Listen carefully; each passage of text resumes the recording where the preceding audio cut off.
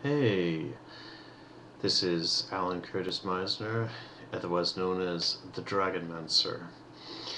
And and as you know, these are my companions right behind me, the mouse and the tortoise, and now a new special guest, the eagle, just in case it doesn't look like that. I pretty much know what it is because, well, I put it there.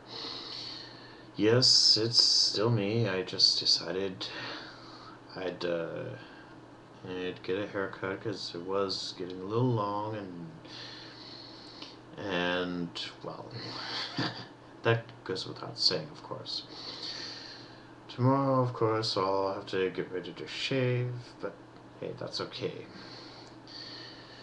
Okay, so it's been a couple days since I've been able to talk to you last.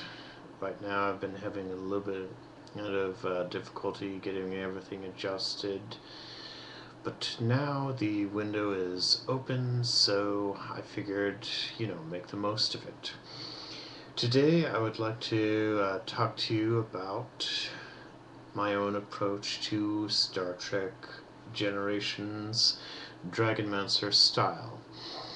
It starts with this version of the Enterprise, which basically those of you who are my age or thereabouts, you'll be well familiar with this version because if you've ever seen the movies Star Trek the Motion Picture, and also all the way up to Star Trek 3, The Search for Spock, you'll be well familiar with this one, as this is the refitted version of the Enterprise that most of us were introduced to on the original Star Trek series back in 1966 from all the way to 69. Of course, that goes mostly for those who are Star Trek fans who are in their 40s, 50s, 60s, whatever. About the same age as what the original Star Trek cast was. This is the days when William Shatner was the one who was at the helm of the Enterprise. Now, for those of you who are high school age right now, as well as perhaps starting your first year in college or first year in the military or whatever you Star Trek fans are doing, you'll be well familiar with this version of the Enterprise, more so than the other version. Because basically this is the one that J.J. Abrams' version of Star Trek created. Now, basically, those of you who might have seen in the TV special Trek Nation, you might be interested in the fact that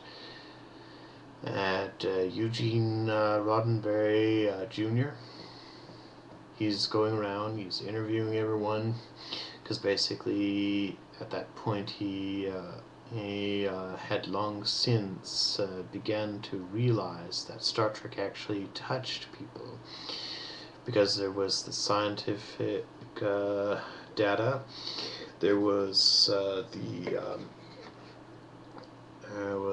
of course a lot of action, and basically yeah, it left a lot of impact. Yes, it even left an impact on me. You may notice army t-shirt or sweaters, and it had at least that much impact. And and most of us have become scientists, engineers, and various kinds because it had at least that kind of effect. And it's kind of interesting how many of the cast members of the Next Generation had never even seen it. Like, for instance, Jonathan Frakes, who of course plays Commander William Riker. Okay, I'll be honest with you, I don't know for sure if it had T, but maybe someone can put on the comments whether I was right or wrong about that one. That's okay. But anyways, is when he was asked to play his part in it, he watched every episode of the original series, and so he was able to become familiar with it, and he was able to understand the plot. And of course, Patrick Stewart had seen parts of the episodes, and it definitely left an impression that Captain Kirk was definitely quick to swing a punch. And but anyways, like I said, many of the individuals who involved either had seen Star Trek themselves or hadn't. And basically, with that, it's basically, like I said, I thought I would do a little bit of show and tell, Star Trek Generations, because basically, I still remember the days when there was James Doohan, who is the original Scotty, as those of us who have seen the original series can attest. That basically he tells about how the first Star Trek convention comes along, he's thinking it's going to go on for a couple months, then a few years roll along, there's another convention, they're thinking, maybe a few more years. Then 25 years later, then James Doohan is starting to realize this is going to go on forever. So basically, when it comes to the J.J. Abrams version of the Star Trek, that's where Gene Roddenberry is pointing out that maybe one day someone will be able to create a Star Trek franchise, and someone will probably say, hey, they did it better than Gene Roddenberry did. And he was looking forward to that day. Which, yeah, I can pretty much agree with him. But that's my show for the day, and see you next time. And of course, thank you for watching.